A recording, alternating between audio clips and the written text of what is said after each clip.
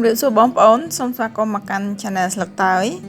នៅថ្ងៃនេះខ្ញុំសូមបង្ហាញជូនបងប្អូនអំពីរបៀបធ្វើត្រីប្រម៉ាតើបងប្អូនណាដែលចូលចិត្តញ៉ាំត្រីប្រម៉ានេះខ្លះតើធ្លាប់ដឹងពីរបៀបធ្វើត្រីប្រម៉ានឹងដែរឬទេចាចំពោះបងប្អូនថ្មីដែលមិនធ្លាប់បានចុច Subscribe ដល់ Channel របស់នាងខ្ញុំនៅឡើយសូមកុំភ្លេចជួយចុច Like Share Subscribe និងចុចសញ្ញារូបកណ្ដឹងដើម្បីទទួលបាននូវវីដេអូថ្មីពី Channel របស់នាងខ្ញុំក្បួនត្រីប្រម៉ាដែលនាងខ្ញុំយកមកបង្ហាញជូនបងប្អូននៅពេលនេះអាចជាក្បួនខុសពីអ្នកលក់ដែលគេធ្វើលក់សូមបងប្អូនមើលគ្រឿងផ្សំមិនមានអ្វីច្រើនហើយក៏ជាស្មុគស្មាញនោះទេចាគឺមានតែត្រីប្រម៉ាស្រស់ចំនួន2គីឡូក្រាមហើយនឹងអំបិលនេះគឺនាងខ្ញុំមិនបានកំណត់បរិមាណថាប៉ុន្មាននោះទេនាងខ្ញុំនឹងរៀបរាប់ជូនបងប្អូនលម្អិតបន្តទៀតនៅកន្លែងដែលប្រើប្រាស់អំបិលចានេះបងប្អូននេះគឺជាត្រីប្រម៉ាដែលបានធ្វើស្អាតរួចរាល់ហើយអាចយកស្រកាយកស្រកីអីចេញអស់ហើយគឺនៅសល់ចំនួន2គីឡូក្រាមក្រោយពីបានត្រីយើងធ្វើស្អាតរួចរាល់ហើយចាយើងត្រូវតែវះយកអាចយកអីវាចេញឲ្យស្អាតឲ្យអស់គឺទុកតែសាច់ត្រីតែប៉ុណ្ណោះដូចនាងខ្ញុំលើកបង្ហាញជូនបងប្អូននៅពេលហ្នឹងហើយត្រីហ្នឹងក៏បានលាងជម្រះទឹកស្អាតរួចដែរបន្តមកទៀតគឺនាងខ្ញុំយកត្រីហ្នឹងទៅដាក់ត្រាំនៅក្នុងទឹកចាទឹកជាយើងទឹកស្អាតធម្មតាចំនួន1យប់ធ្វើយ៉ាងណាគឺត្រាំឲ្យត្រីហ្នឹងវាហើមសាច់ធំក្លិនឬក៏ធំក្លិនស្អុយចាចំពោះការដាក់ត្រាំត្រីនេះសូមបងប្អូនដាក់ទឹកឲ្យលិចចាត្រីដែលនាងខ្ញុំដាក់នោះឬស្ទើរទឹកដូចនេះនាងខ្ញុំចាក់ទឹកបន្ថែមទៀតដើម្បីឲ្យលិចត្រីរួចហើយគ្របទុកចំនួន1យប់ឬក៏ក្រោយពី1យប់ទៅបងប្អូនមើលឃើញថាត្រីបងប្អូនអត់ទាន់ធំក្លិនស្អុយនៅឡើយទេយើងអាចបន្តទុកប្រហែលជា2ឬក៏3ម៉ោងបន្តទៀតរហូតដល់តែត្រីធំក្លិនស្អុយហើយយើងច្របាច់សាច់ត្រីទៅរៀងប៉លហើមចាចំណែកឯទឹកត្រីដែលបានត្រាំហើយគឺវាឡើងចេញពណ៌ឈាមដូចទឹកត្រីរបស់នាងខ្ញុំនៅពេលនេះចារៀងក្រហមបន្ទាប់មកគឺយើងស្រង់ត្រីចេញពីទឹកហើយនាងខ្ញុំយកត្រីនឹងទៅលាងជម្រះនឹងទឹកស្អាតមួយទឹកទៀតការធ្វើត្រីប្រម៉ានេះក៏មិនខុសពីត្រីប្រាហើមដែរនៅពេលដែលយើងទុកសាច់ត្រីឲ្យហើមហ្នឹងគឺយើងត្រូវតែប្រុងប្រយ័ត្ននៅពេលដែលសាច់ត្រីហើមគឺប្រុងប្រយ័ត្នក្រែឡូមានសត្វល្អិតឬក៏សត្វរុយវាមកទុំរោមហើយពងដាក់សាច់ត្រីរបស់យើងជាពិសេសគឺនៅត្រង់ចំណុចនេះចានៅពេលដែលនាងខ្ញុំលាងជម្រះត្រីហើមនឹងឲ្យស្អាតហើយលើកដាក់សម្រស់ឲ្យស្រស់ទឹកចានៅពេលដែលយើងលើកសម្រស់ត្រីឲ្យស្រស់ទឹកគឺយើងត្រូវតែគ្របត្រីនោះឲ្យជិតល្អកុំឲ្យមានរុយមករោមនៅពេលដែលដាក់ត្រីសម្ដិលហ្នឹងចាត្រីដែលបានលាងទឹករួចហើយគឺយើងដាក់សម្រស់ឲ្យស្រស់អស់ទឹកចាំយើងធ្វើការងារជាបន្តទៅទៀតចាត្រីរបស់នាងខ្ញុំនៅពេលនេះគឺនាងខ្ញុំដាក់សម្រស់ស្រស់អស់ទឹកហើយគឺនាងខ្ញុំយកត្រីនីមួយហ្នឹងមកជួតផ្ដិតនឹងក្រដាសចាក្រដាសយើងក្រដាសអនាម័យគឺយើងត្រូវតែជួតត្រីនីមួយនោះឲ្យស្ងួតល្អនៅក្នុងការធ្វើត្រីប្រម៉ានេះបើសិនជាបងប្អូនអាចរកត្រីប្រម៉ាស្រស់ធំយកមកធ្វើនោះកាន់តែពិសេសទៀតត្រីប្រម៉ារបស់នាងខ្ញុំនេះមិនសូវជាធំទេតូចល្មមចាដល់ទៅពេលក្រៀមទៅវារៀងនៅសល់ត្រីតូចម៉ាក់ខ្ញុំក៏តែងតែប្រាប់ថាកាលពីគាត់នៅក្មេងចាជាសម័យដែលសម្បូរត្រីសម្បូរហូហៀរស់នៅតាមដងទន្លេសាបហ្នឹងគឺជាស្រុកដែលសម្បូរត្រីច្រើនជាងគេហើយការដែលធ្វើប្រហុកហ្នឹងចាស់គាត់យកត្រីប្រម៉ាហ្នឹងទៅធ្វើជាប្រហុកចាជំហានបន្ទាប់គឺការរៀបចំខ្ចប់ត្រីដាក់នៅក្នុងអំបិលចំណុចនេះជាចំណុចសំខាន់ហើយដែលនាងខ្ញុំបានបញ្ជាក់ជូនបងប្អូនអំពីបរិមាណអំបិលពីខាងដើមថាគឺនាងខ្ញុំមិនបានកំណត់អំបិលនៅក្នុងការធ្វើត្រីប្រម៉ាទេចានៅក្នុងការរុំសាច់ត្រីជាមួយនឹងអំបិលនេះគឺបងប្អូនត្រូវតែលៃលោកយ៉ាងណាគឺតម្រៀបអំបិលហើយវិចខ្ចប់ធ្វើយ៉ាងណាឲ្យជិតនឹងសាច់ត្រីរបស់យើងបន្ទាប់មកគឺយើងរុំសាច់ត្រីបងប្អូនរុំយ៉ាងណាឲ្យណែន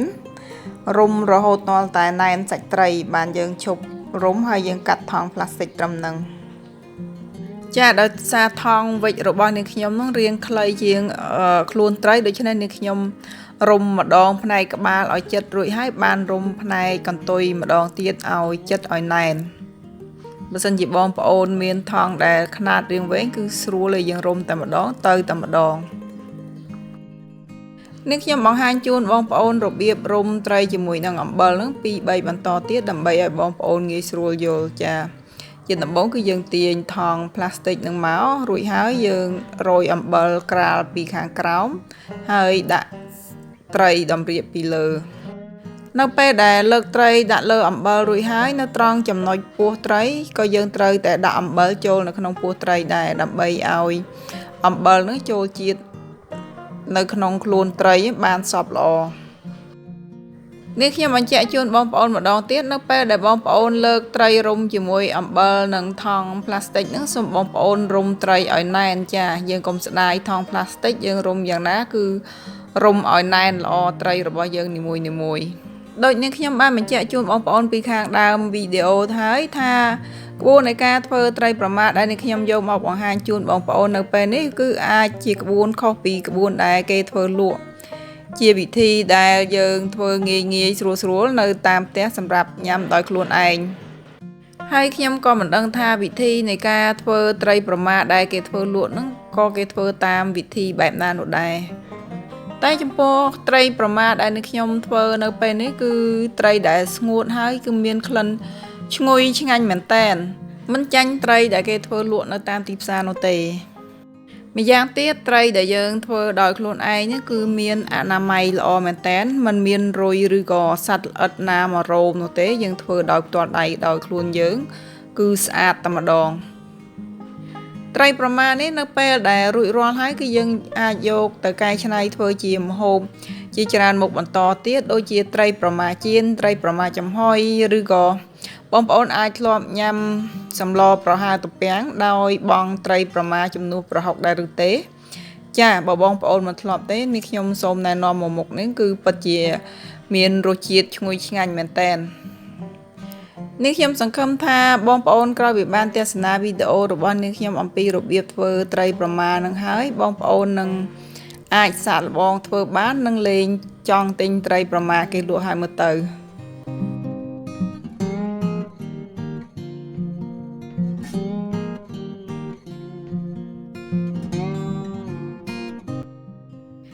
ចានេះគឺជាត្រីប្រមាដែលបានរុំអំបិលរួចរាល់ហើយជំហានបន្ទាប់គឺនេះខ្ញុំ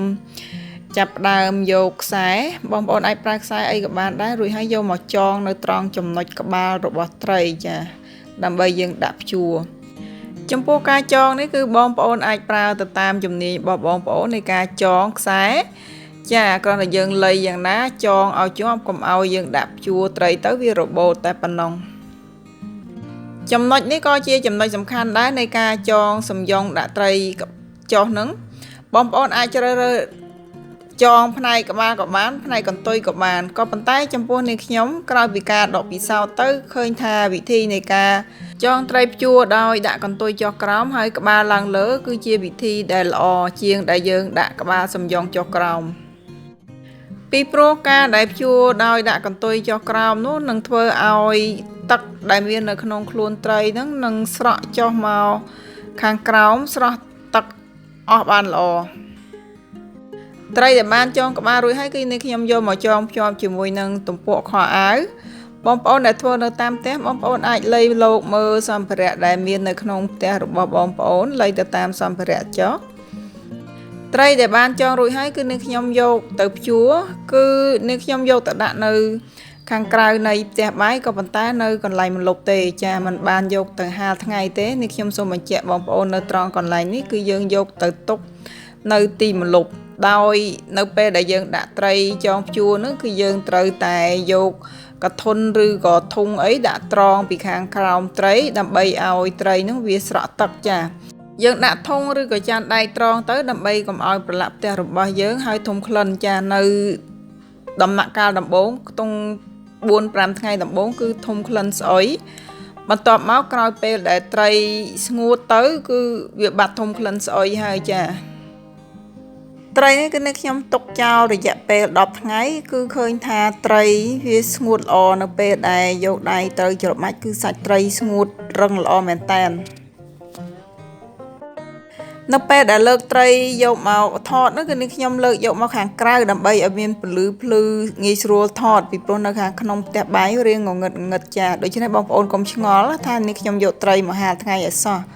គឺត្រីនេះគឺនេះខ្ញុំទុកនៅក្នុងទីម្លប់នៅផ្ទះបាយតែប៉ុណ្ណោះការធ្វើត្រីប្រមាណនោះគឺងាយស្រួលជាងត្រីប្រាហើមចាដោយសារត្រីប្រមាណនោះគឺយើងរុំថង់ផ្លាស្ទិកចិត្តល្អមិនមានរុយឬក៏សត្វល្អិតមកញ៉ៃញងត្រីរបស់យើងនោះទេនៅពេលដែលយើងទុកត្រីចោលក្រោយពីត្រីស្ងួតហើយគឺយើងអាចសាត្រីនឹងមកហើយកាត់ខ្សែនិងកាត់ថង់ផ្លាស្ទិកដែលយើងរុំនឹងចេញរយៈពេលនៃការទុកត្រីឲ្យស្ងួតនោះបងប្អូនអាចលៃមើលទៅតាមអាកាសធាតុចាជាពិសេសបងប្អូនដែលរស់នៅក្រៅប្រទេសរយៈពេលដែលទុកត្រីឲ្យស្ងួតនឹងអាចយូរជាងយើងនៅស្រុកខ្មែរសម្រាប់អាកាសធាតុនៅស្រុកខ្មែរហ្នឹងគឺរយៈពេលចន្លោះពី7ថ្ងៃទៅ10ថ្ងៃនោះសាច់ត្រីរបស់យើងស្រក់ទឹកស្ងួតអស់ល្អមែនតើចាបងប្អូនចាំមើលត្រីដែលនេះខ្ញុំកាត់ថង់ផ្លាស្ទិកចេញហើយដកត្រីមកមើលមួយជូនបងប្អូនគឺសាច់ត្រីឡើងស្ងួតបងប្អូនមើលចាស្វិតល្អហើយស្ងួតល្អមែនតើចំណែកឯក្លិនត្រីក៏ធំក្លិនឈ្ងុយងុំល្អដែរចាมันមានសើមទេគឺសាច់ត្រីរឹងល្អមែនតើចំណែកអំបិលដែលនៅសល់ក្រោយពីការប្រមូលយកតែសាច់ត្រីហើយគឺនេះខ្ញុំប្រមូលដាក់នៅក្នុងប្រអប់មួយដើម្បីទុកគីឡូថ្ងៃក្រោយធ្វើប្រហុកនៅពេលដែលកាត់ថង់ដើម្បីយកសាច់ត្រីចេញសូមបងប្អូនរលាក់អំបិលចេញឲ្យអស់ជាពិសេសគឺនៅត្រង់ចំណុចពោះចាដែលយើងបានញាត់អំបិលចូលនៅក្នុងពោះត្រីគឺយើងត្រូវតែរលាក់ចេញឲ្យអស់ដែរ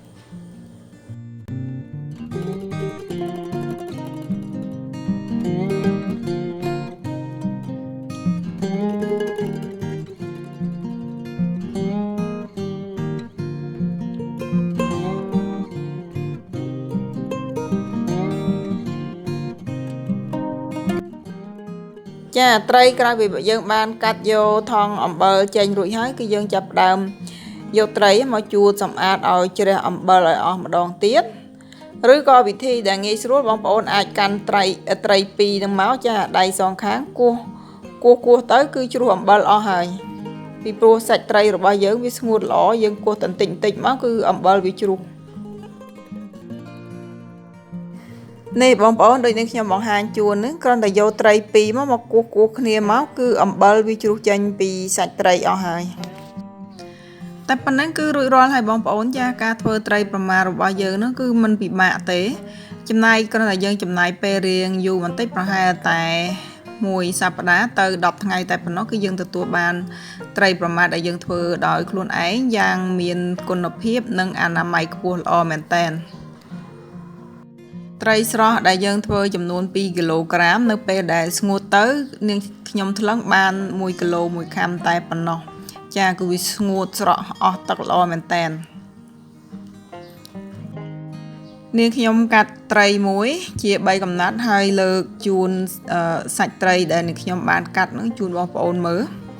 គឺសាច់ត្រីរឹងល្អហើយធំក្លិនឈ្ងុយមែនតើឈ្ងុយងុំល្អមែនតើមិនសាមញ្ញគឺនាងខ្ញុំសាកល្បងយកត្រីប្រមារបស់នាងខ្ញុំដែលបានធ្វើហើយហ្នឹងទៅស្លប្រហើរទំពាំងនាងខ្ញុំដាក់តែក្បាលត្រីមួយកំណាត់ដែលនាងខ្ញុំកាត់ហ្នឹងទេគឺថាសម្លបានមួយឆ្នាំងហើយធំក្លិនឈ្ងុយដោយមិនបាច់បង់ប្រហុកហ្នឹងទេហើយចំណែកឯសម្លគឺមានរសជាតិឆ្ងាញ់យ៉ាងពិសេសតែម្ដង